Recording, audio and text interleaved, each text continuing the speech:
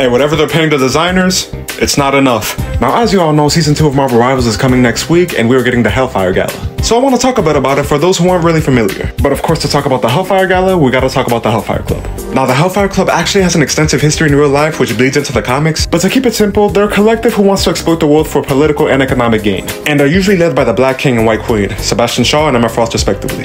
And yes, they are, at the very least until recently, villains. They have the X-Men, then the Brotherhood of Mutants, and then the Hellfire Club right in the middle. Well, leaning towards the Brotherhood, but you get the idea. Now, at first, the Hellfire Gala was just a way for these rich mutants to flaunt their power and status and get up to some freaky shit. But as we know in the comics, things for mutants were looking up. They had a new home in Krakoa. Things changed. Emma changed. In her own way. So after the Hellfire Club set up shop in Krakoa, she decided to rebrand the whole thing and made it a fashion show. Yeah, if somehow you didn't put it together, it's basically the X-Men's Met Gala. And it really drives it home with the art. Now listen, the art is great, but fashion is still very subjective because while Dr. Doom looks hard here, I do not know what magic got going on here. Like, bro, we couldn't have given her anything else. Now, while at its core, it is a fancy party for people to meet and mingle and have fun, it's also welcome to heroes like the Avengers and the Fantastic Four. This is also a time for Emma and the other leaders to talk about plans for the future, so other international diplomats come as well. And they also got cameos.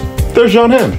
But there's one more purpose, which I guess you could call the event of the night. And it's the people of Krakoa voting for who will be the main X-Men team out in the field. And the lineup changes in each gala. Now, it is unfortunate that the Hellfire Gala isn't a thing anymore because, you know, Krakoa's gone. But I do think it's a fun event that didn't require any world-ending nonsense. At least initially. What I like about these galas is that it's never really a simple affair. So to summarize this gala, Cyclops let it slip that the X-Men had some shit going on Mars. This was so big that a lot of key figures said to themselves, I was going anyway, but I kinda have to go now.